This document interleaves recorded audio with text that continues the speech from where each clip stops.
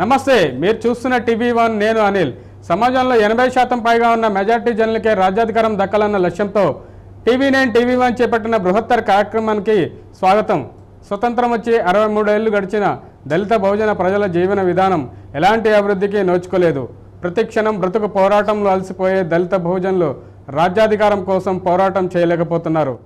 తన మాట పాటలతో దళిత బహుజనులను చైతన్యపరుస్తున్న ప్రముఖ కళాకారుడు, ధూమ్ధామ్ పరిచయకర్త, ఎంతోమంది కళాకారులకు ఆదర్శంగా నిలుస్తున్న గొల్లపల్లి కిట్టు గారు మనతో ఉన్నారు. దళిత బహుజనులకే రాజ్యాధికారం దక్కాలంటే ఏం చేయాలో వారితోనే చర్చిద్దాం. నమస్కారం అండి గొల్లపల్లి కిట్టు గారు. ముందుగా మీరు మా స్టూడియోకి వచ్చినందుకు మీకు ధన్యవాదాలు. మీ ఆరోగ్యం సరిగా లేకపోయినా కానీ దళితులు అంటే ఈ దళితుల పట్ల, బహుజనుల పట్ల వాళ్ళని చైతన్యపరిచి వారిని రాజ్యాధికారం వైపు నడిపించాలన్న మీ ఆకాంక్షకు ముందుగా నేను హ్యాట్సప్ చెప్తున్నానండి. అలాగే మా స్టూడియోకి వచ్చి అదేవిధంగా మా టీవీ1 ప్రేక్షకుల్ని రంజింపజేయడానికి మీ టీంతో పాటు వచ్చారు.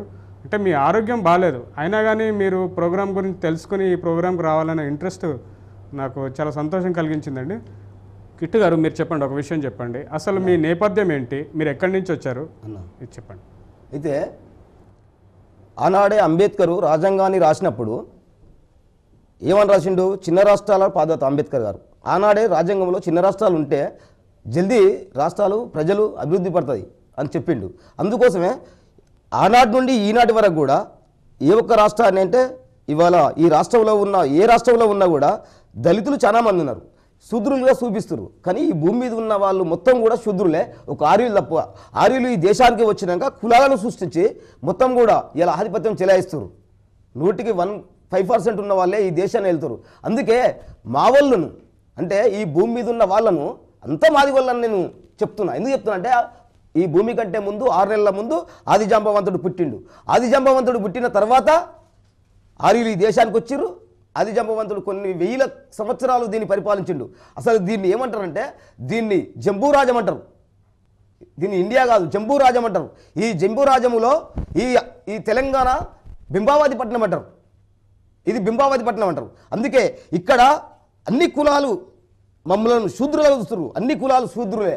ఇవాళ ఒక ఆర్యులు మాత్రమే కాదు. ఎందుకంటే అరే జులుము చూడు, బలము చూడు, దొరలకెక్కిన పవరు చూడు, జులుము చూడు, బలము దొరలకెక్కిన పవరు చూడు, జులుము చూడు, బలము చూడు, దొరలకెక్కిన పవరు చూడు, జులుము చూడు, బలం చూడు, దొరలకెక్కిన పవరు చూడు. మాది వల్ల పట్టుకోలయ్యా ఓ రాములయ్యా, మాది వల్ల పట్టుకోలయ్యా ఓ రాములయ్యా, మంటలేసి సప్పుడెందయ్యా ఓ రాములయ్యా, మంటలేసి సప్పుడెందయ్యా ఓ రాములయ్యా. పెళ్లినాడు సాగునాడు రామదేవర కొలువునాడు, పెళ్లినాడు సాగునాడు రామదేవర కొలువునాడు, సింధులేసి డప్పు కొట్టేది ఓ రాములయ్యా, సింధులేసి డప్పు కొట్టేది ఓ రాములయ్యా, సింధులేసి డప్పు కొట్టేది ఓ రాములయ్యా, సింధులేసి డప్పు కొట్టేది ఓ రాములయ్యా. మైలబడ్డ మాది వల్లయ్యో ఓ రాములయ్యా, మైలబడ్డ మాది వల్లయ్యో ఓ రాములయ్యా. కర్మగాలి దొలు వస్తే పాడగట్టి గొయ్య తీసి, కర్మగాలి దొలు వస్తే పాడగట్టి గొయ్య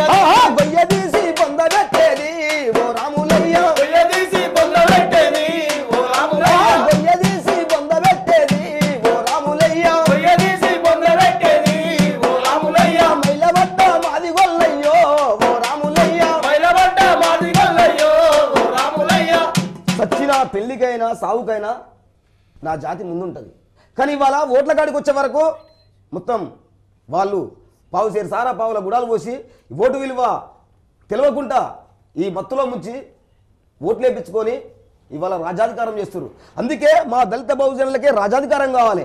ఆ రాజ్యాధికారం కోసమే ఓట్లు మాయి, సీట్లు మీయ. అందుకే రాజ్యాధికారం కోసమే మేము పోరాటాలు చేస్తున్నాం. ఇవాళ తెలంగాణ వచ్చినా కూడా తెలంగాణలో దళిత బహుజనుల రాజ్యాధికారం కావాలి. మాకు తెలంగాణ ముఖ్యం. తెలంగాణలో భౌగోళిక తెలంగాణలో మాకు రాజ్యాధికారం కావాలి. ఓకే అండి, ఓకే. కిట్టు గారు, మీరు ఒక విషయం స్పష్టం చేయండి. స్వతంత్రం వచ్చి అంటే వేలాది సంవత్సరాలుగా ఈ బహుజనుల్ని, శూద్రుల్ని అంటే మెజార్టీ ప్రజల్ని పాలక వర్గాలు అణచివేస్తూనే ఉన్నాయి. తమ ఆధిపత్యాన్ని కొనసాగిస్తూ వీళ్ళని కేవలం ఓటు బ్యాంక్గానే క్రియేట్ చేసేసి కేవలం మీరు చెప్పినట్లుగా చిన్న చిన్న ఆశలు చూపించి ఓట్లను కొనుక్కొని సీట్లు గెలుచుకొని సీట్లలో కూర్చొని రాజ్యాధికారాన్ని అనుభవిస్తున్నారు. కానీ మరి ఈ మెజార్టీ ప్రజలు ఎంతకాలం అని ఇట్లా కష్టాలని అనుభవించాల్సి వస్తుంది? ఇంకా మరి వీళ్ళ సమస్యలకి పరిష్కార మార్గం దొరకదా? దొరుకుతుంది సార్. ఎట్లా అంటే ఇవాళ ప్రజలను ఓట్లు వేయించుకొని మొబైపెడుతురు. ఎట్లా స్వతంత్రం వచ్చింది 56 సంవత్సరాలు అంటున్నాం మనం. అయితే స్వతంత్రం కూడా ఎట్లా వచ్చింది, ఎందుకు వచ్చింది, ఎవరు దాన్ని వినియోగించుకుంటారు? వచ్చింది వచ్చింది వచ్చిందన్నారు, ఇదిగో చూడండి చూడండి అన్నారు. వచ్చింది వచ్చింది వచ్చిందన్నారు, ఇదిగో తెచ్చాము తెచ్చామన్నారు.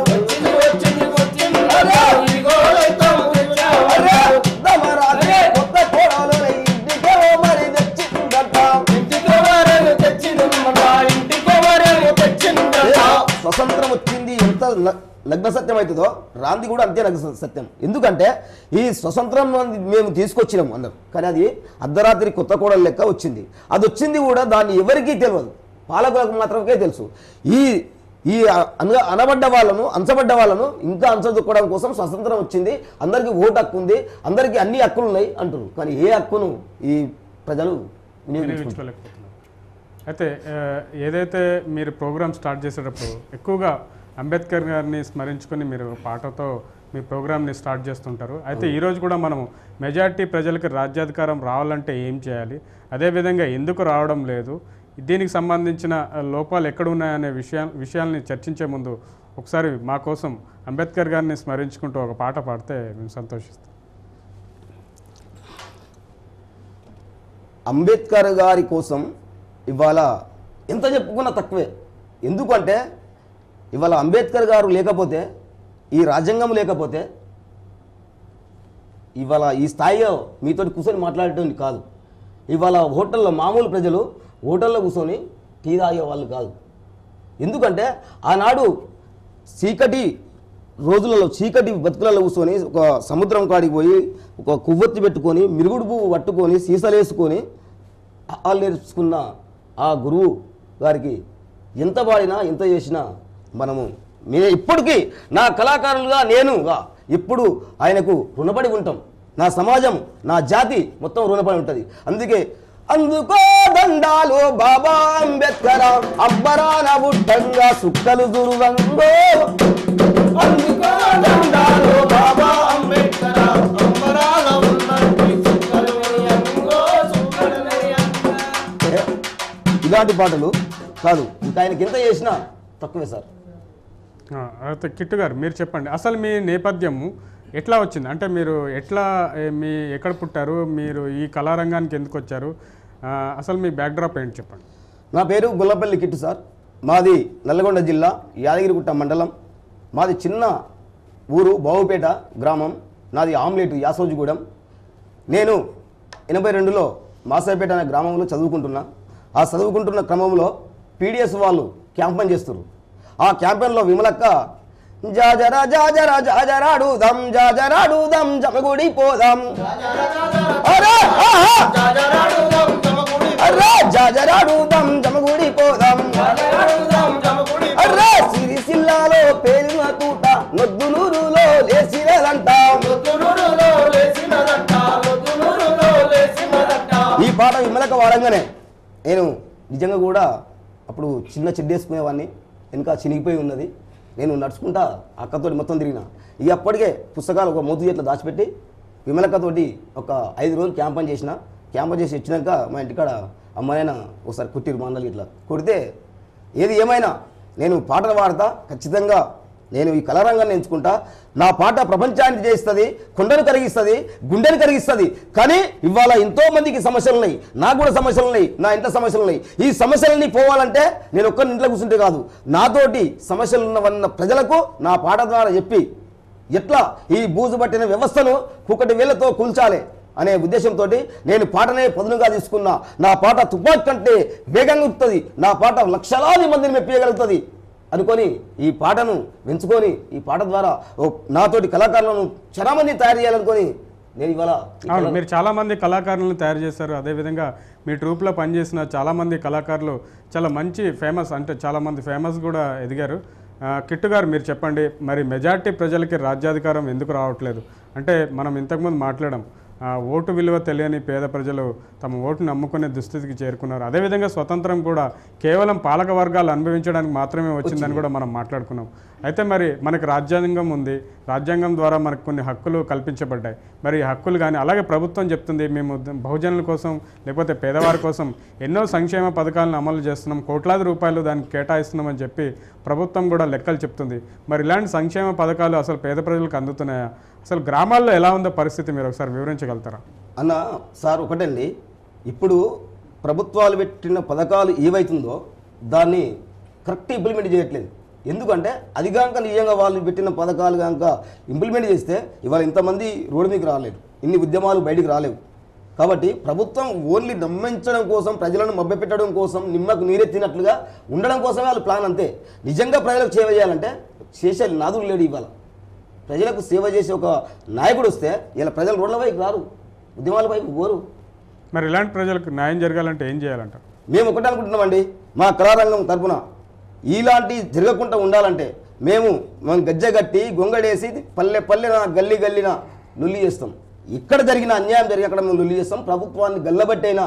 అందుకే లొల్లి చేస్తా ఉన్నారు తెలంగాణ ప్రజలురా, గల్లాబడుతామన్నారు తెలంగాణ ప్రజలురా, లొల్లి చేస్తా ఉన్నారు తెలంగాణ ప్రజలురా, గల్లాబడుతామన్నారు తెలంగాణ ప్రజలురా. నిజామాబాద్ జిల్లాలోన నిజాం సాగర్ ఉన్నది బిడ్డ,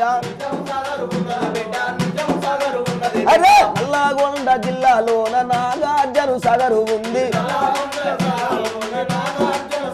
అరే మతాలు అడుగుతున్నారు ఓ తెలంగాణ ప్రజలురా, లొల్లి చేస్తా ఉన్నారు ఓ తెలంగాణ ప్రజలురా.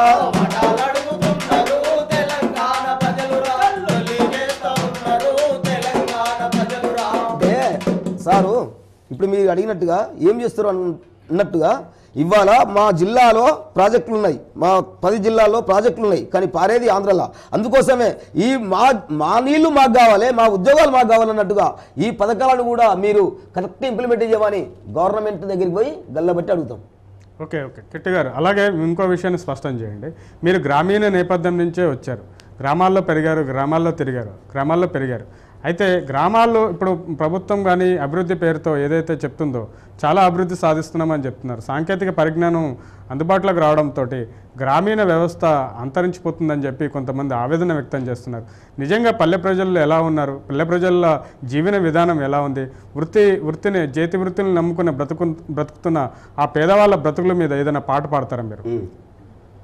సార్, ఈ తెలంగాణ జిల్లాలలో ప్రధానంగా అన్ని కులాలకు ఒక్కొక్క వృత్తి అంటుంది.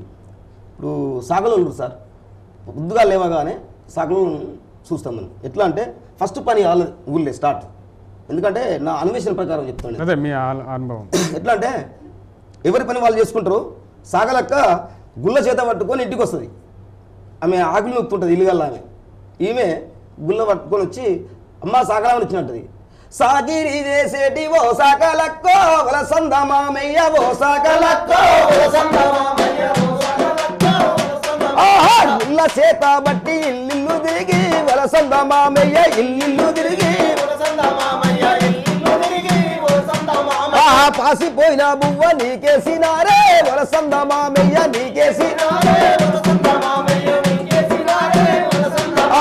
మాసిన బట్టాలు మూటాల గట్టి వలసంద మామయ్య మూటాల గట్టి వలసంద మామయ్య.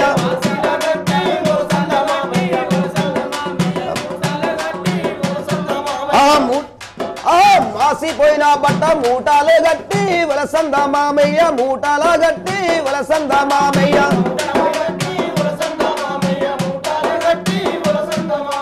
చాలా దూరమున్న చెరువుకు పోయి వలసంద మామయ్య చెరువుకు పోయి వలసంద మామయ్య.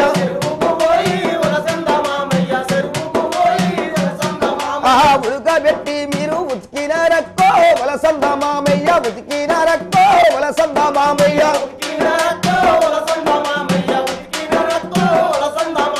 ఉతికిన బట్టలు ఆరేసినారే వలసంద మామయ్య ఆలేసినారే వలసంద మామయ్య.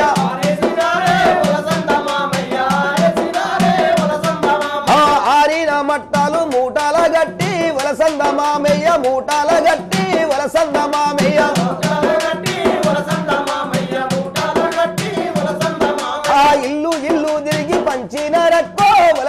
మామయ్య పంచిన రక్కో వలసంద మామయ్య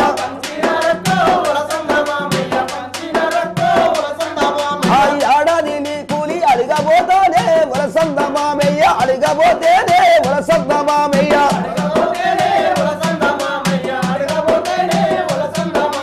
ఈ ఊర్లలో ఉన్న నా జాతిని కూడా బట్టలు ఉతికించుకొని ఆకులు ఇగిపించుకొని సంవత్సరం కూలి అడగపోతే కూడా ఆనాడు వాళ్ళ మీద కూడా ఈ దొరలు ఆధిపత్యం చెలాయించారు, దాడులు చేశారు.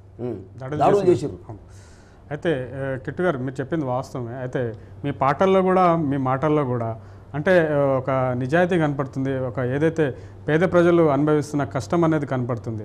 అయితే అలాగే మీరు విద్య యొక్క ప్రాధాన్యతని చాలా అవసరం. ఇప్పుడు చాలామంది మా దగ్గర గెస్టులు వచ్చేవాళ్ళు ఒక విషయాన్ని స్పష్టం చేస్తుంటారు. మెజారిటీ ప్రజలుగా ఉన్న వాళ్ళు విద్యకి చాలా దూరంగా ఉంటారండి. కేవలం పొట్టను నింపుకునే పరిస్థితుల్లోనే ఉంటారు, పని చేసుకుని పొట్ట నింపుకుంటారు. కాబట్టి విద్య అనేది వాళ్ళకి చాలా దూరంగా ఉంది అని చెప్తున్నారు. అలాగే కొంతమంది చదువుకుంటున్నారు కానీ వాళ్ళకు సరైన నాణ్యమైన విద్యను అందించలేకపోతుంది ప్రభుత్వం. ఏదైతే కార్పొరేట్ విద్య అన్నది రంగప్రవేశం చేసిందో అప్పటి నుంచి ఈ పేద ప్రజలకి ఆ విద్యను అందుకునే అవకాశం లేకపోయింది.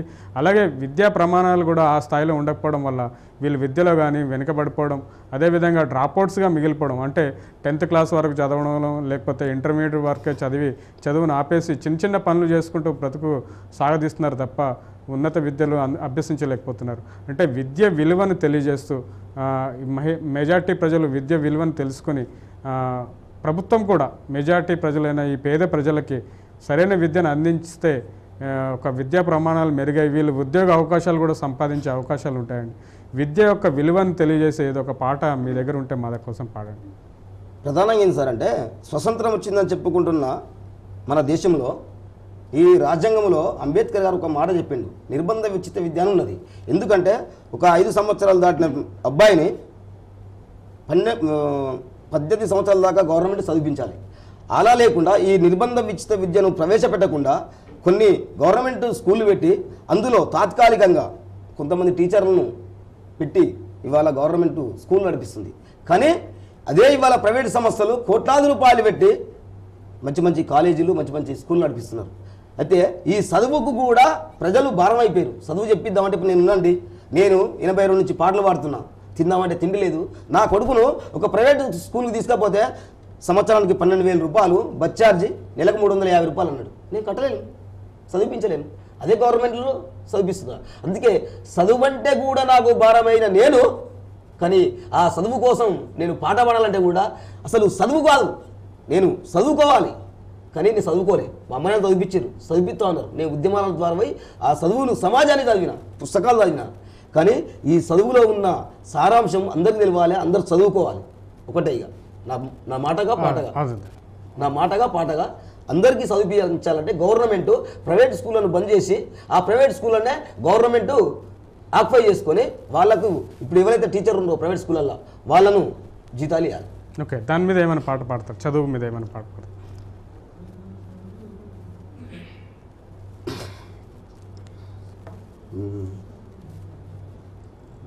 ఓకే, పర్లేదు. దాని గురించి కాకపోయినా కానీ నిరుద్యోగం మీద కానీ లేకపోతే ఏదైతే ప్రజలు ఉద్యోగాలు దొరక్క చిన్న చిన్న పనులు చేసుకుంటూ లేకపోతే వలసలకి వెళ్ళిపోతూ ఉంటారు, ఈ వలసవాదం మీద కానీ ఏదైనా పాట పాడతారా మీరు? వలసవాదం అంటే సారు ఇప్పుడు ఇక ఒకటే, కరువు వచ్చి కంటిలో మట్టి పడ్డదంట. ఎట్లా కరువు వచ్చినప్పుడే మొత్తం ఎండిపోతుంది. ఆ ఎండిపోయినప్పుడు నడుచుకుంటూ పోతుంటే అది సుడిగాలి అంటారు. ఆ సుడిగాలిని భయం అంటారు. అదే దయ్యం వస్తుంది అంటారు. ఎందుకంటే మేము పసలు కాస్తుంటే సుడిగాలి వస్తుంది, దయ్యం వస్తుంది అనేది. అయితే మేము కట్టె పట్టుకుంటాం కదా, తూ అనుకుంటే ఇట్లా కొట్టేవాళ్ళం. అందుకే కరువు ఎప్పుడో కాటేసింది ప్రజలను. అది కరువు రావడానికి కూడా ప్రభుత్వమే నైతిక బాధ్యత. అందుకే నా కరువు పొట్ట చేత పట్టుకొని ఒకనాడు నేను అడిగిపోయినా. ఆ అడవికి పోతే అడవిలో కూడా ఎట్లుందంటే నన్ను చూసి భయపడుతున్నారు వాళ్ళు. మల్లారం కొండ కింద గుండ్లాకమ్మ రేవు కాడ, మల్లారం కొండ కింద గుండ్లాకమ్మ రేవు కాడ, అరే పట్టాలుతుగా నేను పోతినే మాయం వాళ్ళారా, ఎనక ఎవరు లేరుగా మా తల్లులారా,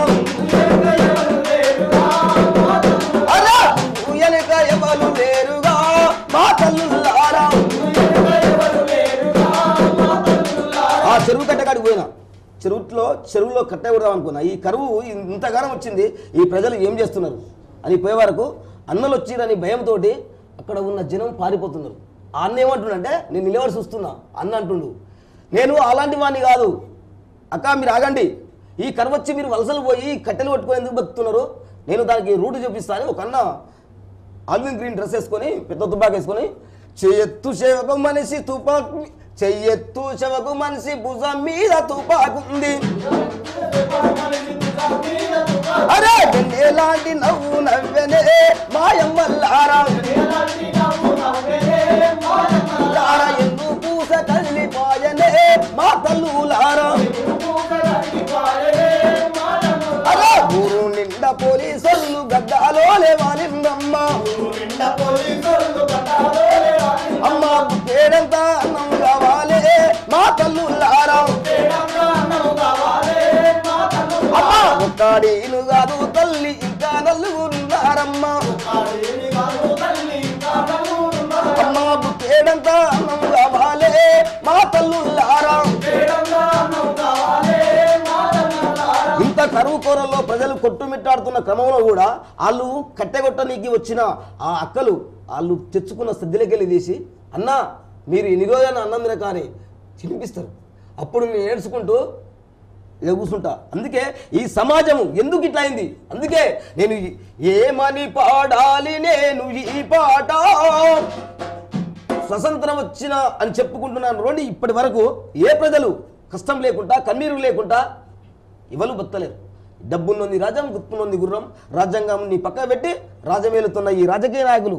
అందుకోసమే ఇప్పుడు కూడా తెలంగాణ కావాలంటున్నాం, ఆ తెలంగాణలో మా దళితుల భోజన రాజ్యాధికారం కావాలంటున్నాం. అందుకే ఏమని పాడాలి నేను ఈ పాట, ఎంతని చెప్పాలి గుండె గాయాల గోసా,